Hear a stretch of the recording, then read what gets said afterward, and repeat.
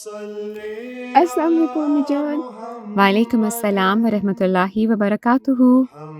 میں بچپن کا الفاظ لے کر آئی ہوں، مجھے یہ گلدستی معلومات پڑھ کر سنا دیں۔ جی ہاں، آئیں ہم دیکھتے ہیں کہ بچوں کا الفضل آج کون کون سے خوشنما علمی پھولوں کا گلدستہ لایا ہے۔ سب سے پہلے حکایت آتی ہے۔ جی ہاں، اور حکایت کسے کہتے ہیں؟ کسی سبق آموز کہانی کو۔ ٹھیک ہے، چلیں پڑھتے ہیں حکایات مسیح الزماں۔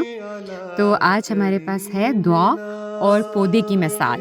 حضرت خلیفۃ المسیح الخامس ایدہ اللہ تعالیٰ بنصر العزیز نے موافقہ 16 دسمبر 2022 کو دعا کی اہمیت و برکات پر ایک خطبہ جمعہ ارشاد فرمایا۔ حضور ایدہ اللہ تعالیٰ بنصر العزیز نے حضرت مسیح موعود علیہ الصلوۃ والسلام کے الفاظ میں دعا کی ایک مثال یوں بیان فرمائی کہ آپ علیہ السلام نے دنیاوی مثالوں کے ساتھ دعا کرنے والے کے صبر کی مثال اس طرح دی ہے۔ فرماتے ہیں کہ دیکھو، دعا کی ایسی ہی حالت ہے جیسے ایک زمیندار باہر جا کر، زمیندار جو ہوتا ہے جو کھیتی کرتا ہے نا، جی، جا کر اپنے کھیت میں ایک بیج بو آتا ہے۔ اب بظاہر تو یہ حالت ہے کہ اس نے اچھے بھلے اناج کو مٹی کے نیچے دبا دیا۔ اس وقت کوئی کیا سمجھ سکتا ہے کہ یہ دانہ ایک عمدہ درخت کی صورت میں نشو و نما پا کر پھل لائے گا؟ باہر کی دنیا اور خود زمیندار بھی نہیں دیکھ سکتا کہ یہ دانہ اندر ہی اندر زمین میں ایک پودے کی صورت اختیار کر رہا ہے۔ مگر حقیقت یہی ہے کہ تھوڑے دنوں کے بعد وہ دانہ گھل کر اندر ہی اندر پودا بننے لگتا ہے اور تیار ہوتا رہتا ہے، یہاں تک کہ اس کا سبزہ اوپر نکل آتا ہے۔ بیج کی ایک خصوصیت ہے یعنی اس کی پراپرٹی ہے، پہلے اس کی جڑیں نکلتی ہیں، جڑیں زمین میں پیوست ہو جاتی ہیں۔ پیوست کا مطلب ہوتا ہے کہ اپنی مضبوط ہو جاتی ہیں، جڑ پکڑ لیتی ہیں۔ پھر باہر کونپلیں نکلنا شروع ہو جاتی ہیں، جیسے پیٹلز ہوتی ہیں نا، اور دوسرے لوگ بھی اس کو دیکھ سکتے ہیں۔ اب دیکھو، وہ دانہ جس وقت سے زمین کے نیچے ڈالا گیا تھا، دراصل اسی ساتھ سے، مطلب اسی وقت سے، ساتھ کہتے ہیں وقت کو، وہ پودا بننے کی تیاری کرنے لگ گیا تھا، مگر ظاہر بین نگاہ اس سے کوئی خبر نہیں رکھتی۔ ظاہر بین مطلب کہ جو دیکھنے والی آنکھ ہوتی ہے، اس سے کوئی خبر نہیں رکھتی، اور اب جب کہ اس کا سبزہ باہر نکل آیا تو سب نے دیکھ لیا۔ لیکن ایک نادان بچہ اس وقت یہ نہیں سمجھ سکتا کہ اس کو اپنے وقت پر پھل لگے گا۔ اب پودا نکل آیا ہے، اب پھل لگنے کا مرحلہ باقی ہے۔ نادان بچہ یہ سمجھے گا کہ اس کو تو پھل لگ نہیں سکتا، یہ چھوٹا سا ہے۔ وہ یہ چاہتا ہے کیوں اسی وقت اس کو پھل نہیں لگتا، مگر عقل مند زمیندار خوب سمجھتا ہے کہ اس کے پھل کا کون سا موقع ہے۔ وہ صبر سے اس کی نگرانی کرتا اور غور و پرداخت کرتا رہتا ہے، یعنی غور و فکر کرتا رہتا ہے صبر کے ساتھ، اور اس طرح پر وہ وقت آ جاتا ہے کہ جب اس کو پھل لگتا ہے اور وہ پک بھی جاتا ہے۔ یہی حال دعا کا ہے، اور بعینہ ہی اسی طرح دعا نشو و نما پاتی اور مثمر بثمرات ہوتی ہے۔ جلد باز پہلے ہی تھک کر رہ جاتے ہیں، اور صبر کرنے والے مال اندیش استقلال کے ساتھ لگے رہتے ہیں۔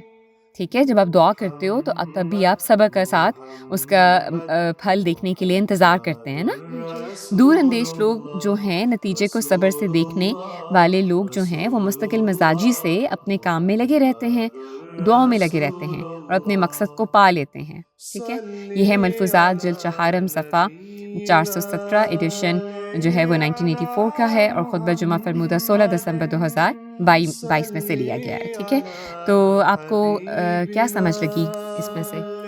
یہ کہ دعا کے بعد صبر ضروری ہے، جیسے بیج لگانے کے بعد وہ پھل آنے میں وقت لگتا ہے، اسی طرح دعا کے ثمر بھی وقت سے ملتا ہے۔ جی، دعا کا جو پھل ہے وہ بھی آپ کو صبر کے ساتھ ملے گا۔ ٹھیک ہے، تو یہ ایک خوبصورت مثال ہے جو ہمیں بہت کچھ سکھاتی ہے۔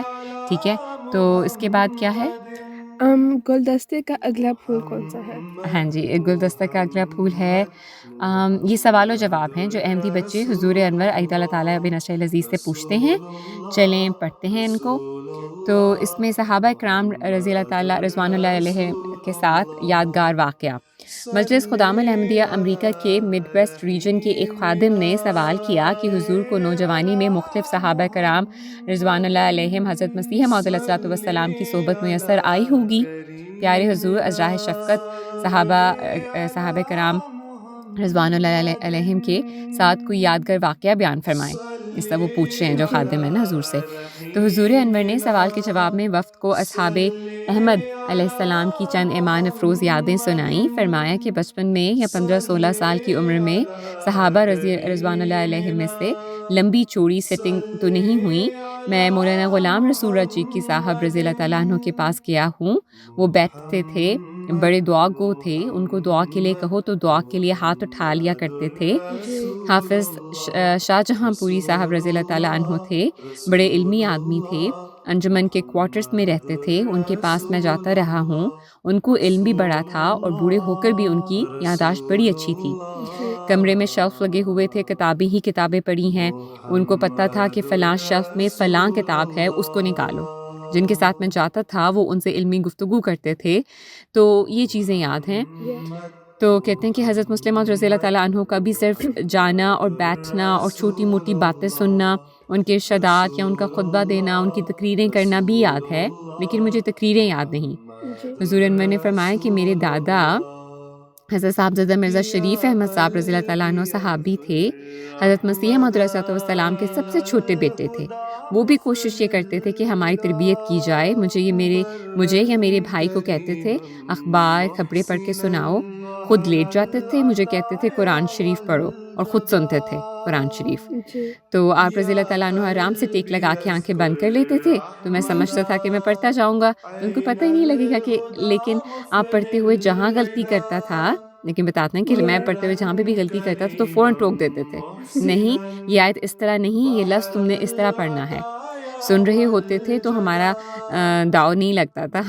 تو ایسے بزرگوں سے واسطہ پڑا ہے. پھر مولوی محمد حسین صاحب رضی اللہ تعالیٰ عنہ ہیں، ان کو میں نے دیکھا ہوا ہے. ان کو جوانی میں کافی بڑی عمر تک زندہ رہے ہیں. حضرت مرزا بشیر احمد صاحب رضی اللہ تعالیٰ عنہ بیمار تھے. میرا خیال میں 11-12 سال کا تھا جب ان کی وفات ہوئی ہے. تو ان کو میں ایک دفعہ ملنے گیا. بڑی عاجزی تھی ان میں. وہ بیمار تھے. بچوں سے کیا کہنا تھا، لیکن کہتے تھے میرے لیے دعا کرو کہ اللہ تعالیٰ مجھے صحت دے یا میرے لیے زندگی آسان کرے. جی تو اس طرح وہ بزرگ بچوں کو بھی دعا کے لیے کہہ دیا کرتے تھے. اس طرح کی باتیں تھیں نا حضور نے بتائیں. تو یہ تھا الفضل انٹرنیشنل 6 نومبر 2025 میں سے لیا گیا تھا. تو کیا آپ کو کیا سمجھ لگی اس میں سے آپ کو؟ like he remembers all his memories of his grandfather. اور ان کی صحابہ and کرام like how رضوان اللہ کی attentive he was. جی، اور دعا کے لیے بھی جس طرح بچوں کو بھی دعا کے لیے کہہ دیتے ہیں، ہے نا. جی تو جی، جزاکم اللہ وحسن الجزا. تو یہ تھا آج کا صفحہ 2. Zaka.